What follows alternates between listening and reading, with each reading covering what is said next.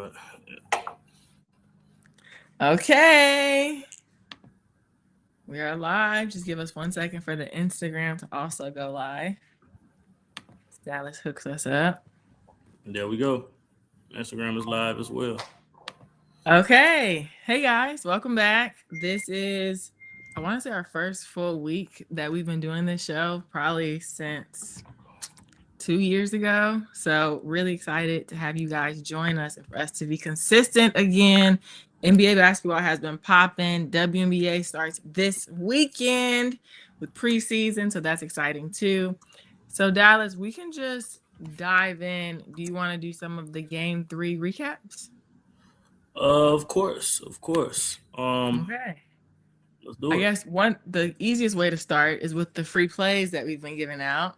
We went Yes. from 1-0, 2-0, 3-0. Now we're 5-0. Yes, ma'am. We cashed both free plays yesterday. Both was actually blowout winners. The first one was Josh Hart over 12.5 rebounds plus assists. He had 11 at halftime, so this one was not even close at all. And then we had our guy Jaden McDaniels over 14.5 points after calling all the Denver defenders out and all the players on the team saying they can't defend. I told y'all, he got to score 15 points tonight. He ended up with 20, Better. and yeah, he destroyed those guys yesterday. So, and the T-Wolves destroyed the Nuggets as well.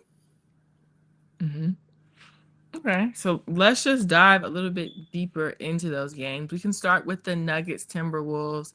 Final score was 96-113. What'd you think of that game? We kept saying we're like, he has to show up after he just said all that. Like, you can't poke the bear and then just be like, oh no, sorry. Like, he had to. He did. He did what needed to be done. Yeah. So literally right after the show ended, 5 seconds after the show ended yesterday, I got the notification that Aaron Gordon was out. As soon as it happened, literally, I sent it to all our group members. We're taking the Timberwolves tonight. No Aaron Gordon. They dead. Plus money. It was still plus money even after he was ruled out. It was free freaking money. Denver already don't have no defenders, and Aaron Gordon was their best defender. And it was like, no Aaron Gordon, they not having a chance in this game. And it proved to be that the Timberwolves led from start to finish in that game, literally from start to finish. First quarter was a blowout. Denver only scored 11 points in the first quarter. They couldn't score. They only had, I think, 39 points at halftime. Minnesota held Denver to under 100 points. Denver is one of the number one offenses in the NBA. Held them under 100 points in the playoffs. So it was just a total slaughter. Ayo Dosunmu, that was the huge pickup for the Minnesota Timberwolves. Ant-Man got in foul trouble yesterday. They didn't miss a beat with Ayo out there. He was pushing the break, scoring, assisting, rebounding. He was doing a little bit of everything. In the post-game interview, he was like, I'm just happy to be here on a winning team and a winning organization because he played for the Bulls. You know what I'm saying? Yeah. He was like, I was spoiled my first year. His first year, they went to the playoffs, and he hasn't been in the playoffs since then. So he's just happy to be back in the playoffs, and he said he's not letting this chance slip away. So he's giving it his all. He had 25 points, 9 assists, 3 rebounds. His plus minus was something crazy, I'm sure. 11 plus minus. Deontay actually told me a pretty cool stat earlier today. So Rudy Gobert is a plus. 1 second, let me get here. Rudy Gobert is a plus 63 against Jokic in the playoffs. In 21 career playoff games versus Joker. Rudy Gobert is a plus 63, while Joker is a minus 6 in those 21 games. Oh. That's crazy. That's actually insane. No one, you wouldn't think that because everybody like, oh, Joker the best player in the world. Joker this. Yeah. Joker that.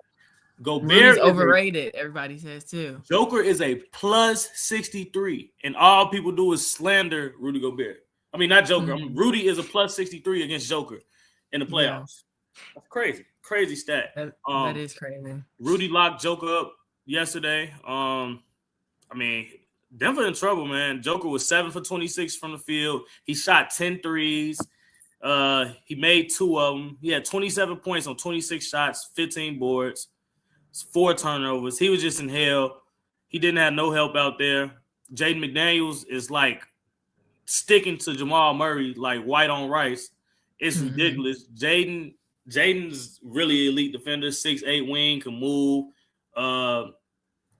Denver in trouble. I don't know if they win another game. They definitely don't win another game if Aaron Gordon doesn't come back. They don't win another game. They might be able to get one if Aaron Gordon come back, but I think they don't win another game if Aaron Gordon doesn't come back. Minnesota is rolling right now. Their confidence level is through the roof. They realize these guys can't guard us, so they're just pushing the pace. And like I said, Io's pushing that pace, Ant-Man pushing the pace. Make or miss, they're getting out and running instantly. Like, it's not no hesitation in it. They're getting out and running as soon as they can. I think it's interesting just when you mentioned Io going over to the Timberwolves, because it's kind of like being on the Bulls for him wasn't really exciting.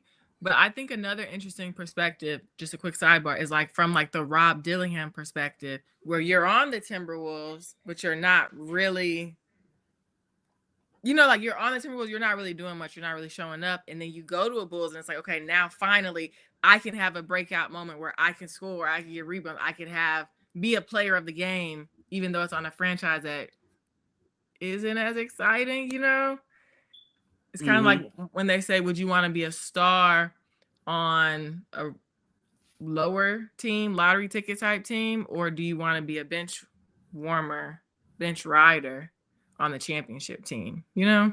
Okay. Yeah. I mean, this looked like it's over with. Jaden McDaniels stood on business, like he said. He had 20 points. He had a crazy thunderous dunk at the end to just like end the game. He jumped over everybody. He did what he's supposed to do, and I think it's going to keep happening. So, okay. Moving on, we have the Cavaliers Raptors, 104-126. This was a surprise here. Jurassic Park was live.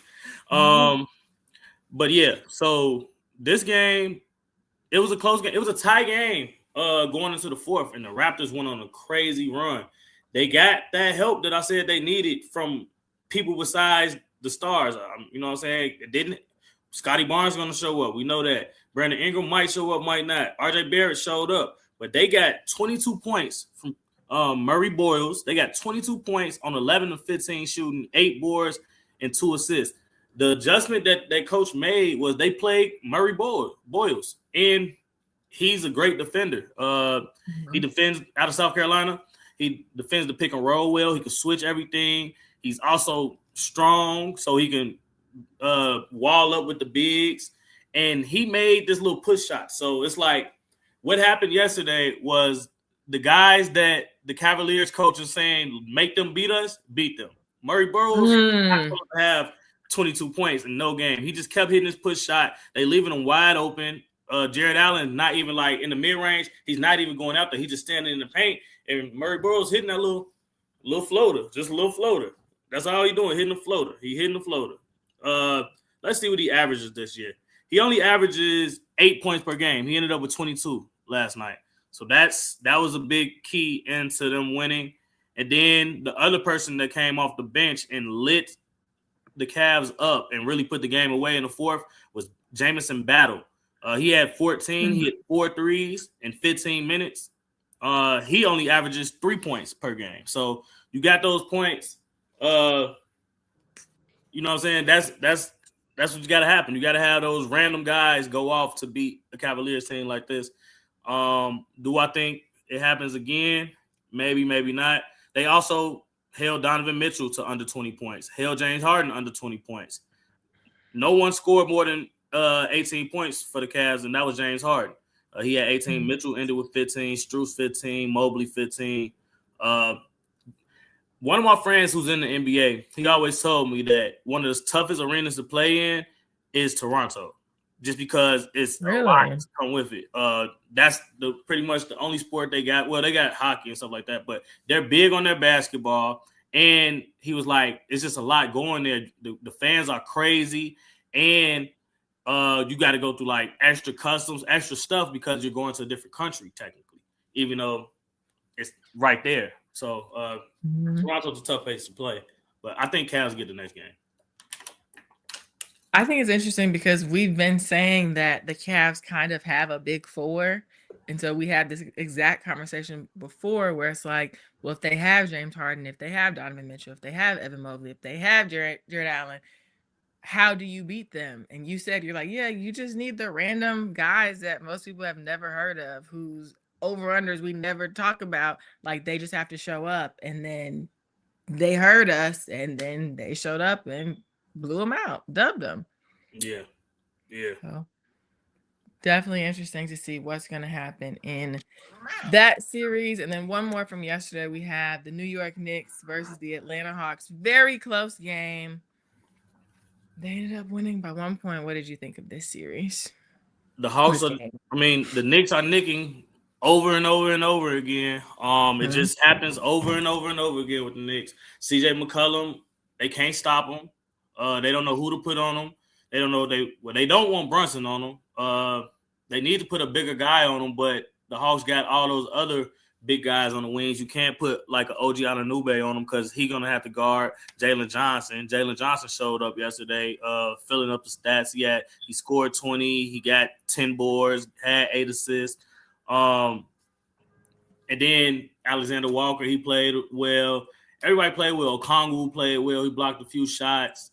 But somebody for the Knicks is robbing them with no gun too, and it's Bridges. I mean, Bridges is robbing them with no gun. He's robbing the city of New York. I don't think he'll be there next year. The fans are going to run him literally out of town. That man went out there and played. Let me get this exact. He played 20 minutes, 0 points, 1 rebound, 2 assists, 4 turnovers, 2 fouls. Come on, man. What you doing? You out there getting cardio? 4 turnovers? 4 turnovers. He had more turnovers than he had stats. So his points, rebounds, assists combined, he had more turnovers than his points, rebounds, and assists combined. The Knicks did unlock something good yesterday, though.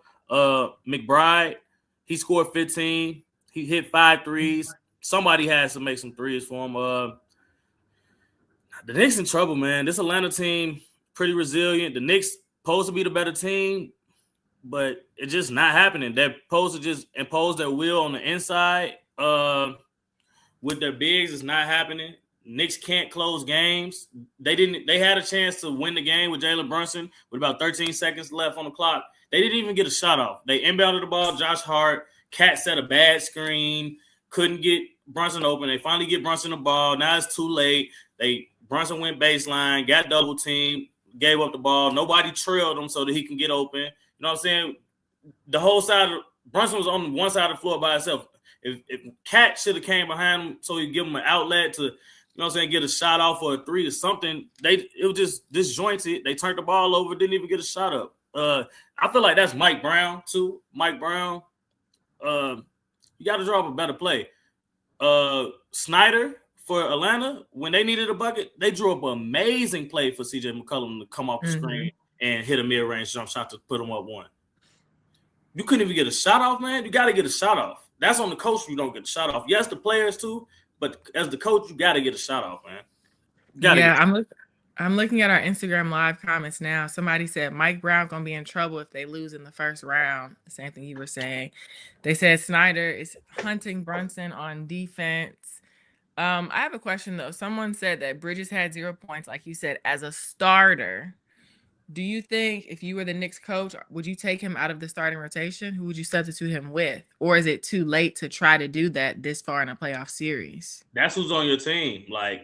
Bridges is a solid defender at times. So, that's just who on your team. It's not really much you can do about that. You got to play him. He got to play better. He getting paid a lot of money to make shots, play defense, and help your team win. So he got to do it. That's just what got to happen. They got to just play better. Knicks got to close games and play better defense. Got to play better defense. Okay. You ready to move on to tonight's games? Yeah, let's do it. Let's get it popping. So up first, we have the Celtics versus 76ers with Joel Embiid as a game time decision due to his abdomen. Yep. That's the only injury in that one. He's officially out. So Joel Embiid is officially out like 1 minute ago. So it's not really surprising, but yeah, I think he's gonna play anyway. This series is kind of interesting just because of what developed last game. Like from what I watched, it showed me. So you look at Derek White as an elite defender, right? You look at him like, okay, maybe he can hold Maxey down a little bit. Last game, it looked like he couldn't do nothing with Tyrese Maxey in pick and roll. It was like it didn't matter. They not hunting the bad defender. They like, oh, okay, Derek White on me. That's cool. Give me a screen. I'm gonna do whatever I want. Most of the time, you try to get Derek White off you. Tyrese Maxey don't even care. So that's like a big. He wants it. Yeah, that's like a big wow because it's like you're not even trying to get this hound on defense, Derek White, off you. You don't even care. You're going right at him. So Maxey's going right at Derek White. And then what else I've noticed, it's like, okay, cool. White is on Maxey. Jaylen Brown's on Paul George. Tatum is kind of floating wherever. But the problem that I saw down the stretch, when VJ Edgecombe saw Peyton Pritchard, his eyes lit up. It's like, oh, he can't guard VJ. That's a problem because now you're getting that third person out there that you kind of can't do nothing with. You got Kelly Oubre out there crashing and playing his wild style of basketball. This series. Let me say this too. Boston just missing threes. Boston shooting 22% from three right now. That's not what Boston does. So that's what it comes down to every year with Boston, though. They lose a game or two in the playoffs where they just can't make a shot. Then they come back the next game and blow somebody out because they make all their threes. That's what usually happens. Tatum, he was kind of non-existent in the fourth quarter. Derek White has been non-existent in this series on offense as well. Can't make a shot. It just comes down to if Boston makes shots, they're going to win. They might blow them out. If they can't, we got us a series, and Philly's not scared. Philly can score on them, and now they're going to Philly. They're in Philly now. So, I don't know. It's going to be interesting. I think Celtics win the game. The spread is 9.5. I don't know if they cover. I kind of think VJ plays well again, though. I don't see why VJ wouldn't play well again. They don't really have nobody to match up with him. And I think with those young players, once they get their confidence, you got to make sure they don't get the confidence. Like Scoot Henderson, the other night, he got his confidence. He started barking at Harper and all that type of stuff. Like, oh, these dudes can't guard me. I think that just happened last game. So I'm very interested to watch him play tonight. I think VJ has his confidence. He scored 30 points in the playoff game and put them people to sleep and then winked at the camera. Yeah, I'm looking at our Instagram comments now. Somebody said Derek White is declining defensively. Derek White will be traded after this season. They say Joe leaves all the Celtics players on an island. The Celtics struggle with 3-level scorers. Pritchard could be taking Derek White's spot. Pritchard gonna have to guard somebody though. Pritchard can't guard those bigger guards. I mean, I'm interested to see what Mazzulla does. He's a great coach, so I'm pretty sure he will have an adjustment up his sleeve. I don't know what that adjustment will be. It might just be make shots. You know what I'm saying? Like I said, Boston just not making threes at the end of the day. So that's what they do. They live by the three, die by the three. They literally shot 13 for 50 from the three-point line in the last game. You're not going to win no games shoot 13 for 50. Yeah. So it's like, that's just somebody said the Sixers going to get blown out tonight at home. I can see it. I can see that. Like I said, come down to the threes. All right. Okay. And then we have another game, Los Angeles Lakers versus Houston Rockets. This one, there is a lot of people on the injury report. Luka Doncic out for his hamstring. Austin Reeves is a game-time decision with his obliques. Kevin Durant, game-time decision for his ankle. Steven Adams, out for the season because of his ankle. And then Fred VanVleet, we already knew, is out for the season with his knee. Yeah. What you think? Austin Reeves might play tonight. We won't know probably for another hour or so. Reeves probably going to play. I'm pretty sure he's going to play. This series is kind of crazy, even though it seems more crazy than what it is. Because in reality, nothing has happened, but the Lakers won their games at home. They did nothing but hold serve at home. Everybody just thought that the Lakers were going to lose the first two games because of the injuries and Rockets had KD and everything. But nothing happened crazy, but the Lakers won their two home games. Like, people acting like the world is on fire, all this stuff. The Lakers just won two home games. They supposed to win the home games. Maybe wasn't supposed to win without Luka and Reeves, but you still got LeBron out there with some guys that'll go to war with him, like Marcus Smart, Luke Kennard, Rui. These guys are like, they good players. They not scrubs out there. Yes, they not elite, but Houston not an elite team. And Houston, they supposed to be a defensive team, but Sengun don't block shots. You don't got no rim protection. Capella is rim protection, but Sengun, he don't block no shots. Ain't nobody scared of him in the paint. They gonna try to move him out the way, lay the ball up on him. He's not athletic. It's just like Joker. They're not athletic. What did Jaden McDaniels say? Yeah, none of those guys are athletic at all. You have to have an athletic center, I feel, to be a good team. Like, your center has to be able to detour somebody from going to the rim on you. And the Rockets don't have that. Yeah, KD, he went instinct in the second half. He had 20 points in the first half, 3 points in the second half. But that's JJ Redick. JJ Redick has a good game plan against the Rockets. Someone that has to step up for the Rockets. There's no floor spacing. The Thompson twin, he can't shoot. All his points, 75% of his points this year are in the paint. He can't shoot. So when you're doubling KD, it's somebody out there that you don't got to run back to. They have to play Reed Sheppard more minutes, and Reed Sheppard has to actually produce and make shots so there's some type of floor spaces so it detours them from doubling KD. But I know JJ Redick, he's going to double KD the whole game no matter what. So Houston has to get the ball in transition, get KD in some early offense so he can get some shots off against not a totally set defense. Sengun has to play very good tonight. We took his PRA the last game in cash. I probably would look at it again today because that's what JJ Redick is saying. Somebody else besides Kevin Durant is going to have to beat us. And if it happens, cool. We go back and it's 2-1. We come back to Houston and we're going to be getting our big dogs back soon. But, I mean, somebody got to step up. Eason, it got to be the others. But what they say is role players play better at home. So the Lakers role players, Marcus Smart was giving you 25. Luke Kennard giving you 20 a game. They played well at home. Let's see what they do on the road. And now let's see what the Houston Rockets role players do at the crib now. Udoka's a good coach. So I feel like he got to do something. You see what he's going to do. You know he's going to double KD. JJ Redick's done this all year. This what JJ Redick does. When Murray was out there without Joker, he doubled Murray the whole game. He doubles the best players if you don't have nobody else that can beat. That's just what his MO is. Like, you got to know certain coaches' MO. He's going to double your best player.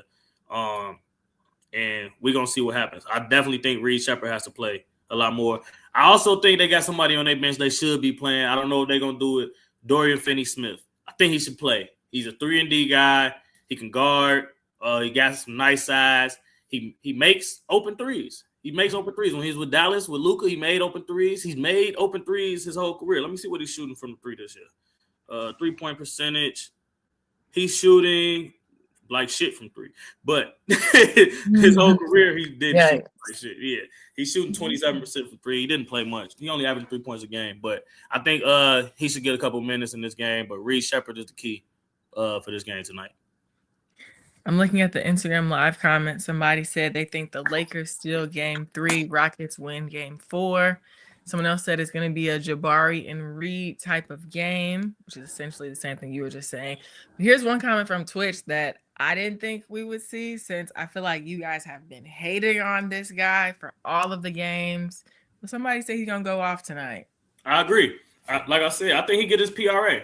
It's like 33, 34 and a half. He's going to get it. He's going to rebound. They're going to try to make Sengun beat him. I mean, that's what's going to happen. He's the other superstar. He's supposed to be the superstar. He got to score. He got to do something that's superstar worthy. Like, it's just what he got to do. You the guy. You the other guy. They're not letting the guy beat him. So, come on, man. Come play ball. And someone else said Lakers in 4. LeBron and JJ Redick are masterminds at the game. We're going to see about that one. Lakers in 4 is a bit of a stretch. So if you feel like Lakers in 4, that plus 10 should be a no sweat win for you. Then the Lakers, you're getting 10 points with the Lakers.